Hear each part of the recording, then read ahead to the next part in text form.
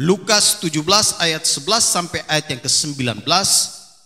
Ayat 11 di sana dikatakan, dalam perjalanannya ke Yerusalem, Yesus menyusur perbatasan Samaria dan Galilea. Ketika ia memasuki suatu desa, datanglah 10 orang kusta menemui dia. Mereka tinggal berdiri agak jauh dan berteriak, "Yesus, Guru, kasihanilah kami." Lalu ia memandang mereka dan berkata, "Pergilah, perlihatkanlah dirimu kepada imam-imam." Dan sementara mereka di tengah jalan, mereka menjadi tahir. Demikian pembacaan firman Tuhan buat kita semua. Dan hari ini saya mau bicara buat kita semua, temanya ialah mujizat penyembuhan. Mujizat penyembuhan. Saudara-saudara yang kekasih dalam Tuhan Yesus Kristus, setiap kita pasti di dalam hidup ini ada krisis demi krisis yang kita alami. Mungkin ada yang mengalami krisis penyakit, mungkin ada yang mengalami krisis ekonomi, mungkin ada yang mengalami krisis di dalam dunia kerja, mungkin ada yang mengalami krisis di dalam hubungan-hubungan. Tentunya setiap kita pasti punya krisis-krisis tersendiri. Tetapi saya mau katakan buat kita semua bahwa pasti selalu ada mujizat penyembuhan, kemenangan, pemulihan yang daripada Tuhan bagi setiap kita anak-anaknya. Karena Tuhan tidak pernah membiarkan anak-anaknya menanggung krisis itu melampaui kekuatan mereka.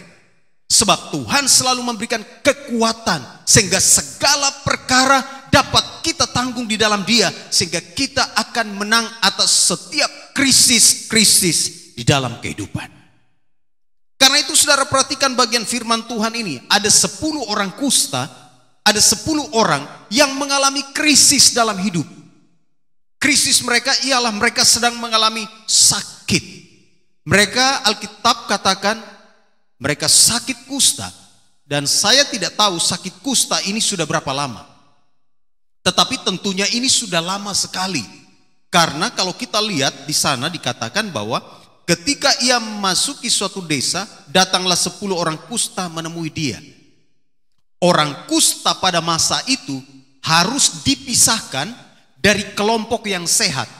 Dengan kata lain, mereka harus diisolasi. Mereka harus dibawa keluar dari kota, dibawa keluar dari perkemahan mereka, dan mereka harus tinggal jauh di satu tempat yang sudah dikhususkan untuk mereka. Itu sebabnya waktu Yesus mau memasuki desa itu, mereka datang. Artinya mereka itu ada tinggal di luar desa. Mereka adalah orang-orang yang sedang diisolasi. Mereka tidak boleh berkumpul dengan orang-orang yang sehat. Karena apa? Karena penyakit kusta itu menular.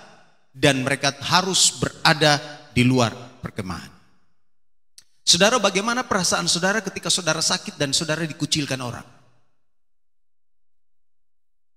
Kita belajar saja dari kemarin deh. Yang COVID melanda dunia.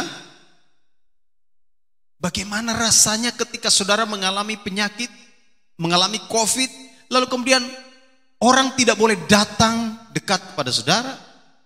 Makan pun hanya ditaruh saja di situ seperti kesaksian beberapa orang. Makan pun hanya ditaruh di situ, kemudian didorong ke sana dan ambil sendiri. Suami tidak boleh ketemu istri, istri tidak boleh ketemu suami, anak-anak tidak boleh ketemu. Dan celakanya kalau itu penyakit itu dalam jangka waktu yang lama. Pasti krisis bukan hanya soal krisis fisik saja, tetapi ada masalah di psikologi juga. Dan lihat, orang-orang yang sakit kusta ini mengalami krisis yang bukan biasa. Mereka sudah dipinggirkan, mereka sudah disingkirkan, mereka sudah diisolasi, dan mereka sepertinya tidak punya pengharapan lagi. Dan jangankan itu, jangan-jangan tabib atau dokter saat itu juga tidak berani datang bertemu dengan mereka. Karena penyakit ini akan berbahaya, menular, dan siapa yang bertemu dengan orang-orang yang kusta pasti juga akan mengalami kusta. Dan semua orang bilang, ya sudahlah, hanya mujizat yang kamu harapkan saja. Itu sebabnya lihat ke-10 orang kusta ini, mereka ada di luar perkemahan. Dan nanti supaya saudara lebih jelas, saudara baca di dalam Imamat 13 ayat 45 sampai 46. ada aturan-aturan khusus pada masa itu bagi mereka yang kena sakit kusta atau sakit kulit. Mereka harus pakai pakaian yang sobek-sobek. Di imamat itu bilang begitu. Sekalipun mereka punya pakaian baik, ada yang pakaiannya bagus, tidak boleh pakai pakaian bagus. Harus pakai pakaian sobek. Supaya apa?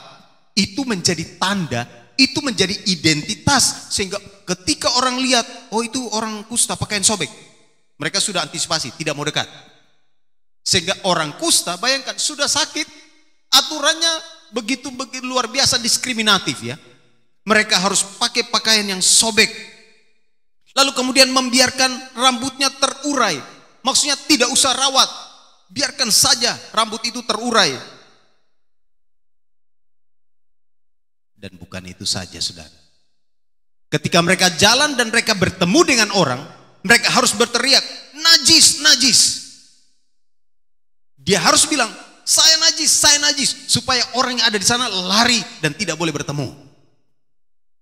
Wow, bayangkan kalau kita yang ada di dalam situasi ini, pasti udah stres, depresi, kehilangan harapan, semua orang pergi meninggalkan kita. Dan tentunya ada situasi yang luar biasa. Pasti ada sebagian orang kusta yang bilang lebih bagus saya mati saja. Hidup saya tidak berguna. Pernah tidak saudara mengalami sebuah krisis dalam hidup, lalu saudara sampai pada pikiran itu, lebih bagus saya mati saja. Saya sepertinya bukan orang yang berguna. Pernah? Saya berharap tidak, bukan?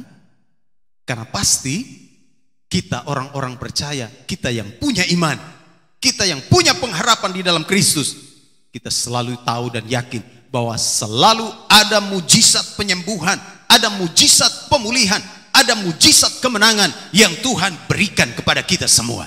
Amin. Karena itu tolong kasih tahu orang di sebelah. Bilang begini, kalau ada krisis berat dalam hidupmu, jangan menyerah.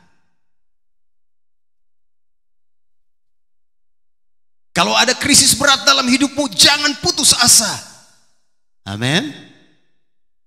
Kalau ada krisis berat dalam hidupmu, jangan bilang begini, oh saya tidak berguna, lebih bagus saya mati saja. Jangan sampai krisis membuat saudara berkata begitu.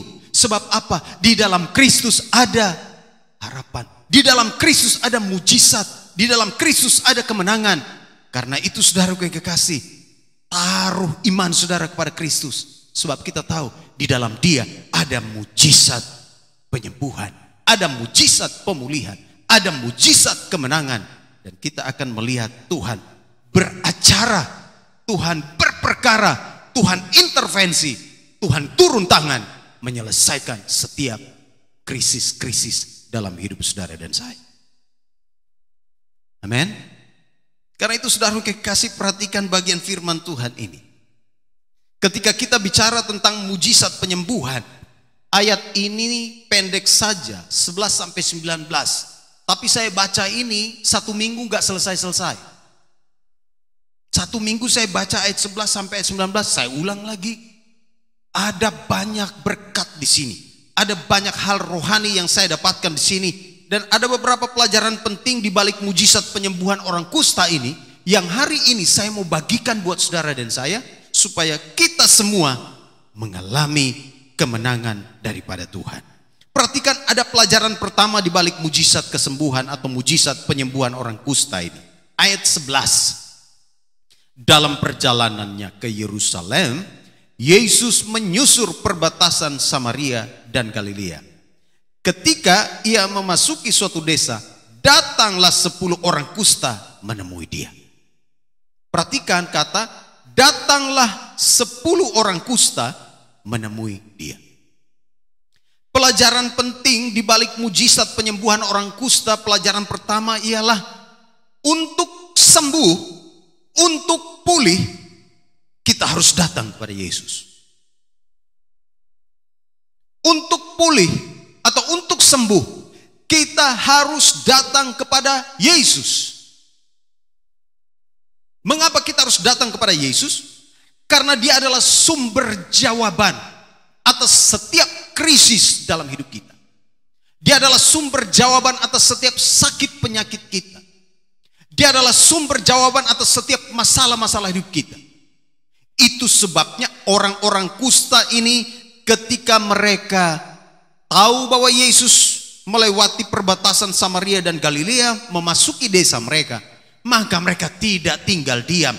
Mereka cepat-cepat bergerak untuk datang kepada Yesus. Lihat, mereka katakan begini, Yesus, Guru, kasihanilah kami.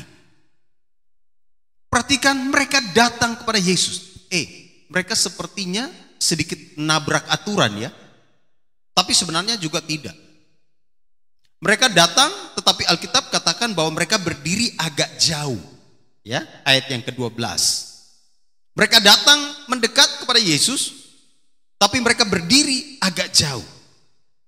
Mereka datang, mereka bertindak di dalam iman. Mungkin mereka sudah mendengar berita juga tentang bagaimana Yesus menyembuhkan orang-orang sakit.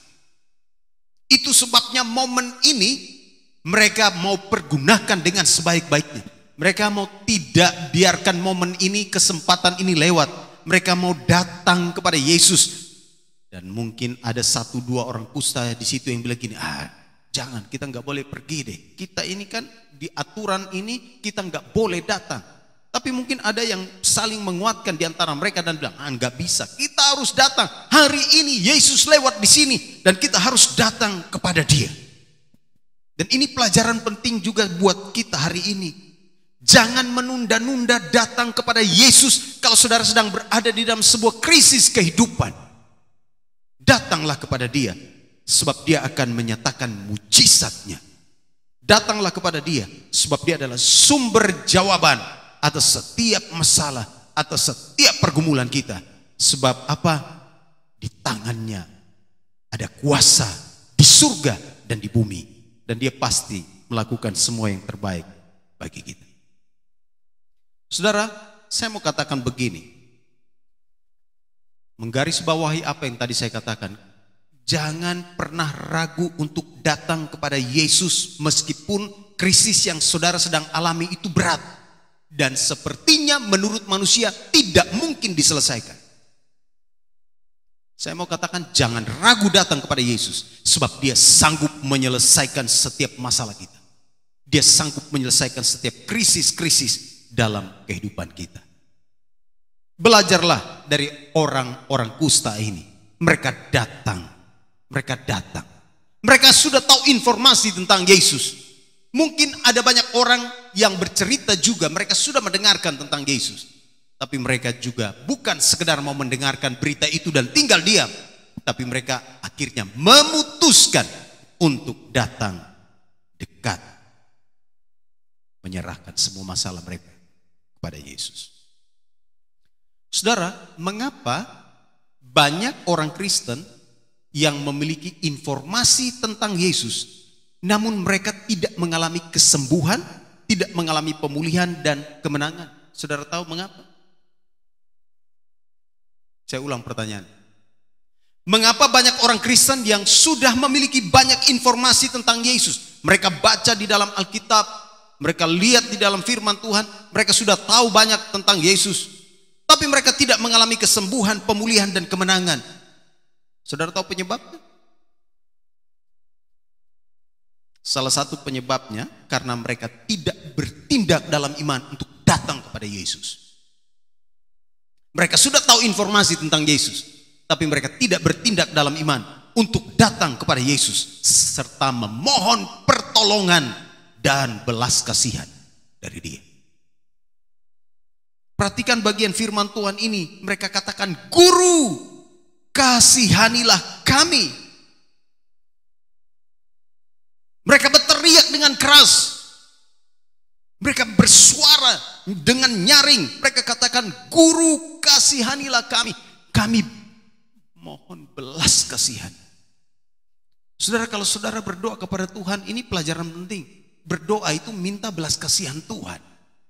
Tuhan, saya minta belas kasihan-Mu atas krisis yang sedang aku alami. Saya minta belas kasihan-Mu atas penyakit yang sedang saya derita. Saya minta belas kasihan atas tantangan yang sedang saya hadapi ini Tuhan. Tuhan, biar belas kasihan-Mu nyata. Dan ketika mereka meminta belas kasihan daripada Tuhan, lihat prinsip yang kedua atau pelajaran kedua yang kita temukan di sini. Yesus peduli terhadap teriakan minta tolong. Lihat, ketika mereka sudah datang, sekalipun masih jauh, mereka berdiri dan berteriak, Yesus Guru, kasihanilah kami. Untuk mengalami mujizat penyembuhan, mujizat pemulihan, mujizat kemenangan dari Tuhan, saudara dan saya harus berteriak minta tolong. Tadi saya sudah katakan, kita harus berteriak minta tolong, belas kasihan Tuhan biar dinyatakan atas kita. Dan ketika kita berteriak minta tolong, Alkitab katakan, Yesus peduli terhadap teriakan-teriakan orang-orang yang minta tolong kepadanya. Saudara lihat ada respon di situ ya, ada ayat 14. Ketika mereka berteriak, lalu ia memandang mereka dan berkata, pergilah, perlihatkanlah dirimu kepada imam-imam. Dan sementara mereka di tengah jalan, mereka menjadi tahir. Saudara, ada prinsip penting yang saya mau sampaikan di sini buat kita semua. Dalam keadaan krisis, dalam keadaan kita sedang menanggung beban yang berat, ambil waktu khusus dengan Tuhan. Ambil waktu untuk berteriak kepada Tuhan. Berteriak kepada Tuhan ini dalam arti betul-betul saudara memohon belas kasihannya. Kunci pintu kamar saudara, ambil waktu doa, dan saudara bisa berteriak di situ, Tuhan tolong saya. Saudara bisa ambil waktu doa-doa, lalu bilang, Tuhan lawat saya. Ya tentunya saudara tidak seperti orang-orang yang kehilangan pengharapan dan berdiri di tengah jalan dan bilang, Tuhan tolong saya, dan semua orang lihat saudara. Ini kasusnya beda. Waktu itu Yesus ada di sana, lalu kemudian mereka berteriak minta tolong. Tapi saudara, saya mau saksikan ini bahwa ketika anak-anak Tuhan berteriak minta tolong, Tuhan peduli terhadap teriakan mereka. Berserulah kepadaku, maka aku akan menjawab kamu, kata Nabi Yesaya. Berserulah kepada Yesus, berserulah kepada Tuhan. Tangan Tuhan tidak kurang panjang untuk menolong, telinganya tidak kurang tajam untuk mendengar. Dan dia pasti akan menolong saudara dan saya. Itu sebabnya berteriaklah kepada Tuhan, berserulah kepada Tuhan, sebab dia peduli terhadap teriakan minta tolong saudara dan saya. Jangan peduli dengan orang-orang di sekelilingmu yang berusaha membuat engkau jauh dari Tuhan. Tapi seperti orang-orang kusta ini, mereka bilang yang penting Tuhan dengar suara saya, yang penting Tuhan dengar apa yang saya sampaikan, apa yang kami sampaikan. Lalu mereka berteriak dengan keras, Yesus Guru, kasihanilah kami. Pada dasarnya saudara dan saya itu adalah orang-orang yang perlu belas kasihan Tuhan. Amin. Pada dasarnya saudara dan saya adalah orang-orang yang perlu dikasihani oleh Tuhan. Kita bukan siapa-siapa. Sebab dengan kekuatan kita, kita terbatas. Sebab dengan kekuatan kita, kita tidak bisa menjalani hidup ini. Sebab ada banyak tantangan yang akan kita hadapi. Tetapi ketika kita berteriak minta tolong kepada Yesus, maka dia peduli dan dia akan mendengarkan teriakan kita. Dan dia akan menyelesaikan setiap masalah-masalah hidup kita. Ambil waktu untuk berteriak dalam tanda kutip. Di kamar doa saudara. Berteriaklah kepada Tuhan. Minta belas kasihannya. Dan dia akan menyatakan kuasanya. Setiap masalahmu pasti akan diselesaikan. Masalahmu akan diselesaikan ketika engkau dengan tulus berteriak minta tolong, minta belas kasihan Tuhan dinyatakan atas hidup. Yang ketiga saudaraku yang kekasih, perhatikan di dalam ayat-ayat ini, masih di ayat yang ke-14. Ada pelajaran penting tentang mujizat penyembuhan. Di ayat 14, lalu ia memandang mereka dan berkata, pergilah, perlihatkanlah dirimu kepada imam-imam. Dan sementara mereka di tengah jalan, mereka menjadi tahir. Saudara, pelajaran yang ketiga ketika kita bicara tentang mujizat penyembuhan, maka pelajaran pentingnya ialah ini. Mujizat terjadi saat kita berjalan dalam ketaatan. Ulang. Mujizat terjadi saat kita berjalan dalam ketaatan mengikuti perintah Yesus. Orang-orang yang berteriak ini, 10 orang kusta itu berteriak. Mungkin ada yang berharap Yesus datang, lalu kemudian jamah. Mungkin ada orang kusta yang berkata dalam hati mereka, kok kita berteriak? Bukannya dia datang jamah kita, dia suruh kita pergi kepada imam-imam. Tetapi saudaraku yang kekasih, tidak ada komplain di situ. Orang-orang kusta ini ketika Yesus memandang mereka, Yesus bilang, pergilah dan perlihatkanlah dirimu kepada imam-imam. Mengapa? Harus pergi kepada imam-imam, karena imam-imam saat itulah yang menentukan orang ini sudah sembuh atau tidak. Jadi begini ceritanya, kalau ada orang sakit kusta, yang menentukan bahwa orang itu sakit kusta atau tidak, itu adalah imam-imam. Itu sebabnya Yesus bilang kepada mereka, pergilah, perlihatkanlah dirimu kepada imam-imam. Di dalam perkataan Yesus di situ ada sebuah makna rohani penting. Pergilah kepada imam-imam, kasih tunjuk bahwa kamu sudah sembuh, bahwa kamu sudah mengalami pemulihan. Pergi, biar kamu semua akan dikasih sertifikat sembuh. Imam-imam saat itu mengeluarkan sertifikat untuk orang sembuh, khusus untuk penyakit kusta. Itu sebabnya mereka harus pergi, supaya mereka dapat sertifikat sembuh itu, lalu kemudian semua masyarakat akan menerima mereka kembali. Kalau tidak ada sertifikat sembuh dari imam-imam, biar orang kusta ini badannya sudah tahir, dagingnya sudah tumbuh kembali, lalu dia datang kepada masyarakat, masyarakat tidak akan terima mereka. Kenapa? Mana sertifikat sembuhmu? Itu sebabnya Yesus bilang begini, pergilah perlihatkan dirimu kepada imam-imam, kamu sudah sembuh. Wow. Lalu ke-10 orang kusta itu mereka pergi. Mujizat terjadi ketika mereka berjalan dalam ketaatan mengikuti perintah Yesus. Mujizat juga akan terjadi dalam hidup saudara dan saya ketika kita belajar berjalan menaati apa yang Tuhan perintahkan. Mujizat pasti terjadi. Amin. Mujizat pasti terjadi ketika saudara dan saya taat melakukan apa yang Tuhan perintahkan. Karena itu ketika baca Alkitab, jangan ragu. Apa yang Tuhan perintahkan, lakukan saja. Dan lihat, sementara mereka dalam perjalanan, maka di tengah perjalanan itu mereka tahir. Mungkin ada yang tangannya, jari kelingkingnya ini sudah copot. Mungkin ada daging yang sudah copot di mana-mana, di kaki, di tangan, di lengan, di jempol, di mana saja. Lalu kemudian mereka saling berpandang-pandangan. Hei, weh, tumbuh kembali. Hei, kenapa daging saya sempurna ini? Kenapa tangan saya utuh? Weh, luar biasa. Mereka bersuka cita pasti, kan? Kenapa? Karena mereka taat mengikuti perintah Yesus. Saudara, ini menarik sekali.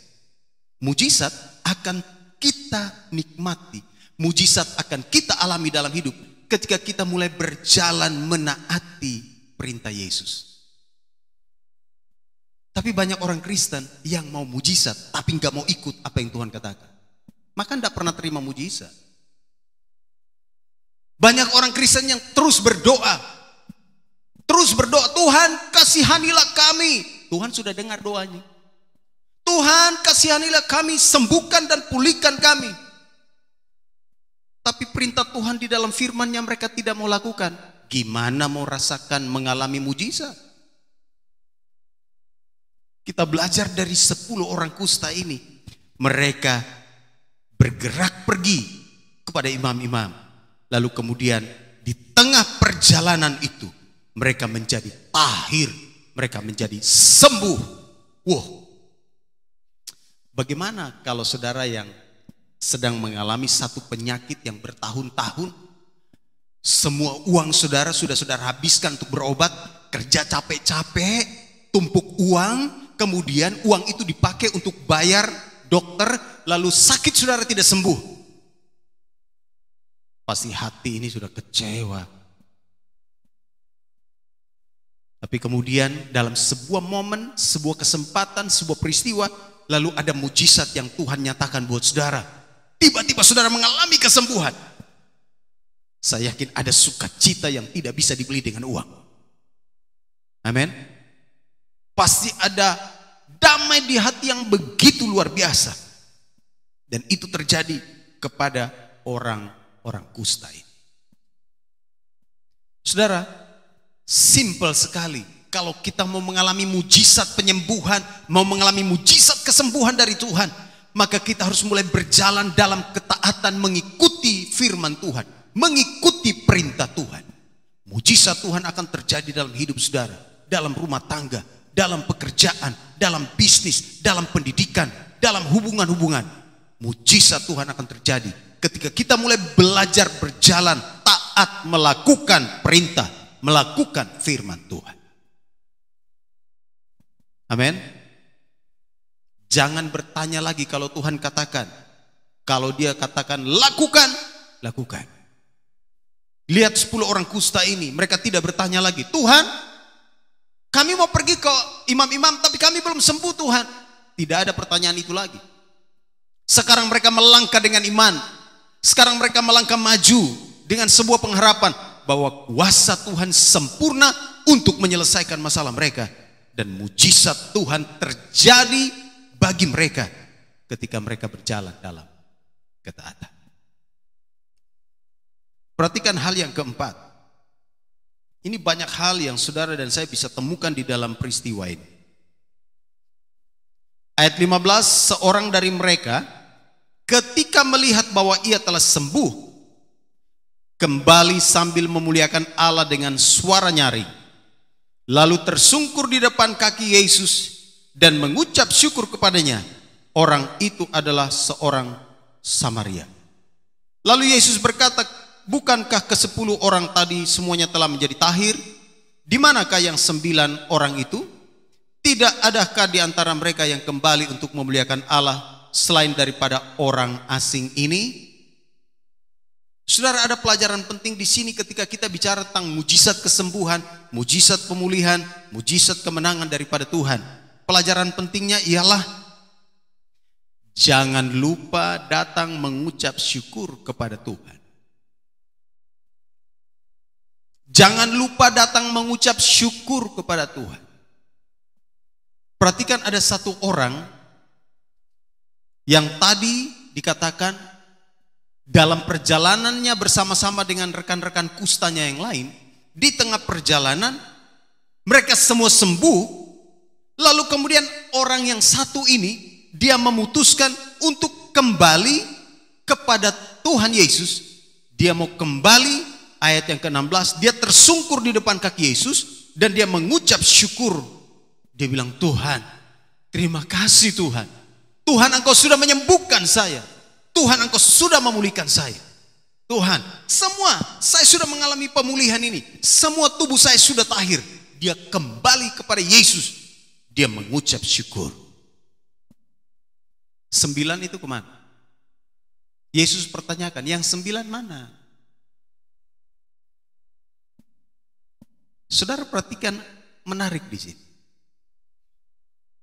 Seringkali banyak orang Kristen ketika mereka sedang ada di dalam krisis, mereka berteriak kencang-kencang kepada Tuhan, minta belas kasihan Tuhan, minta pertolongan Tuhan, minta mujizat Tuhan. Itu baik. Tetapi ketika Tuhan sudah memulihkan mereka, mereka lupa kembali datang mengucap syukur kepada Tuhan. Sama seperti 9 orang kusta itu. Yesus bilang, yang 9 mana? Mungkin 9 mulai berpikir, wih lama ya kita ndak ini tamasya nih, aduh. Lama kita nggak pernah pergi berwisata ini ya. Wih, dalam perjalanan setelah mereka sembuh, mungkin mereka buat agenda-agenda lagi. Wih, sudah sembuh, kamu mau kemana sekarang ini? Semua sudah merencanakan. 9 orang itu lupa bahwa hari ini mereka baru ditolong oleh Tuhan. Dan mereka tidak kembali mengucap syukur. Luar biasa ya. Dan ini banyak orang Kristen seperti itu. Ketika mereka sudah melihat perbuatan ajaib daripada Tuhan, dia tidak kembali mengucap syukur. Mereka tidak kembali mengucap syukur. Dan itu masalah terbesar. Mereka sudah mengalami berkat Tuhan. 9 orang ini sudah mengalami berkat Tuhan. Tapi mereka tidak kembali mengucap syukur kepada yang memberi berkat. Banyak kali orang Kristen seperti itu. Mereka minta Tuhan berkati kami, Tuhan tolong kami, saya perlu ini, Tuhan berkati saya, ini berkati saya, itu Tuhan. Lalu Tuhan berkati mereka. Dalam perjalanan mereka sibuk urus berkat. Dan mereka lupa datang untuk mengucap syukur kepada yang memberi berkat. Dan itu yang terjadi orang-orang kusta ini. Mereka pergi. Mereka tidak kembali. Mereka urus semua yang sudah mereka terima dari Tuhan. Mereka bersuka cita, mereka bahagia, mereka senang. Tapi mereka lupa Tuhan. Maka Tuhan Yesus tanya, yang 9 itu kemana? Saudara, saya mau katakan begini. Semakin lama kita mengurus berkat yang kita terima, dan kita tidak kembali mengucap syukur kepada Tuhan yang memberikan berkat itu, maka kita akan semakin jauh daripada Tuhan, dan lama-kelamaan kehidupan kita akan menjadi semakin kering. Mengapa? Karena kita semakin menjauh dari sumber kehidupan itu. Banyak orang sibuk urus berkat, tapi dia lupa mengucap syukur, dia lupa beribadah, dia lupa untuk kembali mengucap syukur kepada Tuhan. Dan itu tipe 9 orang kusta. Yang satu ini sadar, enggak, gue balik. Saya mau balik. Saya udah terima berkat, saya perlu berterima kasih kepada yang kasih berkat. Orang kusta ini, saudara, menarik. Kita harus belajar untuk mengucap syukur datang kepada Tuhan. Berhati-hatilah, sebab karena seringkali kita sibuk urus berkat, itu membuat kemudian kita mementingkan diri sendiri dan membuat kita semakin jauh dari Tuhan. Dan akhirnya pelayanan dong, oh maaf, saya nggak punya waktu untuk melayani. Tuhan bilang tunggu. Banyak orang yang kemudian sudah diberkati oleh Tuhan tidak punya waktu lagi untuk melayani. Padahal waktu dalam keadaan krisis, dalam keadaan sulit, berdoanya, berteriaknya sama kayak orang kusta. Yesus Guru, kasihanilah aku karena aku orang yang sudah mau mati Tuhan. Yesus jawab, mereka tidak kembali. Mereka bilang, Tuhan, no time for you. Perhatikan bagian firman Tuhan ini, saudara. Saya waktu baca firman Tuhan ini dan kemarin waktu saya doa secara pribadi, saya bilang, Tuhan terima kasih. Engkau pulihkan saya dengan luar biasa. Tuhan, saya berdoa, Tuhan pakai saya lebih lagi dan lebih lagi. Bersyukur kalau masih dipakai Tuhan. Kalau Tuhan sudah tidak pakai, mau cari-cari pun Tuhan tidak mau. Kalau Tuhan masih kesempatan untuk kita melayani Dia, pergunakan kesempatan itu baik-baik. Sebab kalau tidak, Tuhan bisa pakai orang lain. Orang kusta ini, saudaraku yang kekasih, 9 orang pergi sibuk urus dirinya masing-masing.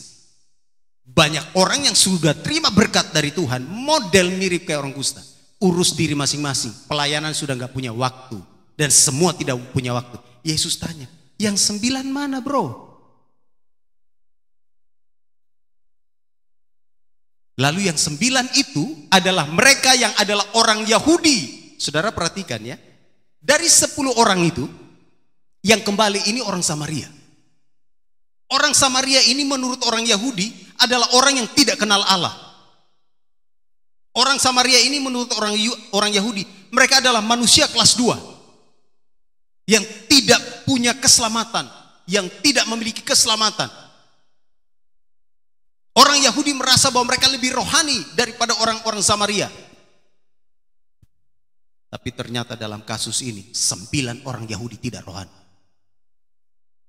Orang Samaria yang mereka pikir orang itu tidak mengenal Allah, justru orang ini yang ketika mengalami mujizat, mengalami pemulihan, mengalami kesembuhan, dia datang kembali Dan dia bilang, Tuhan, terima kasih. Maka lihat ayat itu kan tadi sana dikatakan begini, ayat 16. Lalu tersungkur di depan kaki Yesus dan mengucap syukur kepadanya. Orang itu adalah seorang Samaria.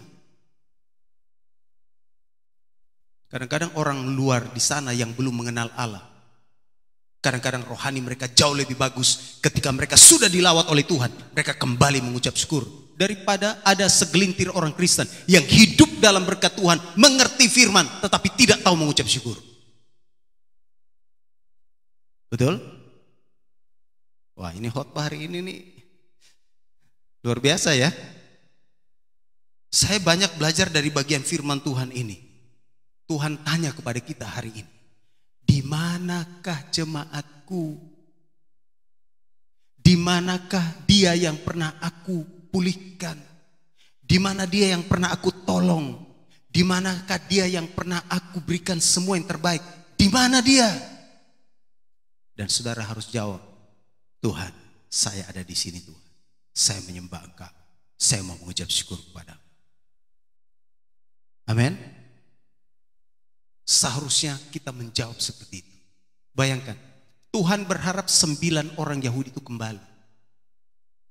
Mengucap syukur, tidak satu pun yang kembali. Pelajaran penting di sini ialah saya mau katakan, jangan lupa datang mengucap syukur kepada Tuhan. Amin. Jangan lupa mengucap syukur. Jangan lupa untuk memberikan waktu kita untuk bersekutu dengan Tuhan, baik di dalam doa-doa pribadi kita maupun di dalam kebersamaan-kebersamaan kita. Jangan lupa itu. Sebab dia sudah melakukan semua yang terbaik kepada kita. Penting sekali saudara. Memang kita sedang ada di dalam dunia kerja yang kadang-kadang kita diatur orang. Betul. Kita juga kadang-kadang tidak berdaya ya, karena kita diatur orang. Kamu hari Minggu masuk shift ya, ya kita nggak bisa bikin apa-apa. Ya memang kan kita bawahan, ya kan? Tapi kita juga bisa berdoa, Tuhan tolong lembutkan bos saya, supaya nanti minggu-minggu berikut saya bisa menyembah Tuhan dalam ibadah. Kan begitu. Kita harus belajar mengucap syukur kepada Tuhan. Belajar untuk ambil waktu berdoa. Komitmen untuk setia itu enggak gampang. Enggak gampang loh. Jatuh cinta itu gampang, tapi komitmen untuk setia tidak gampang. Catat. Orang bisa saja jatuh cinta, tapi komitmen untuk setia tidak gampang.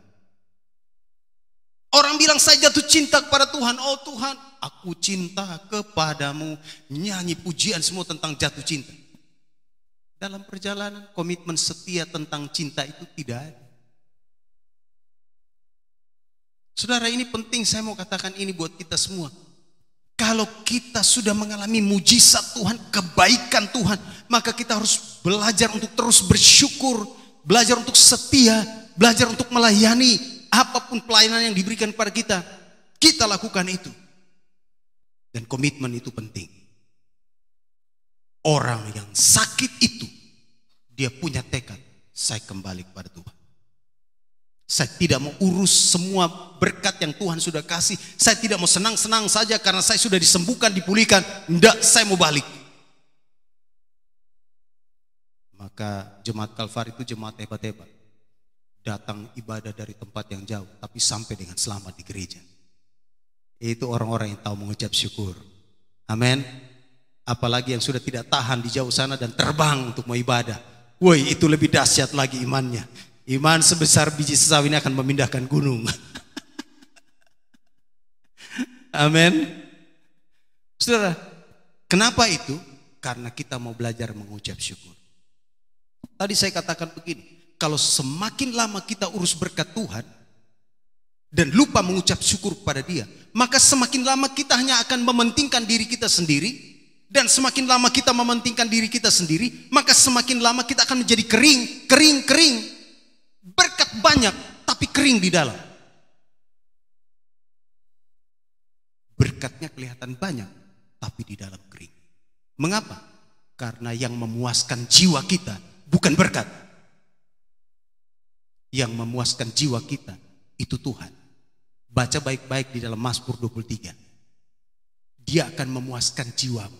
Gembala kita, gembala agung itu akan memuaskan jiwa kita.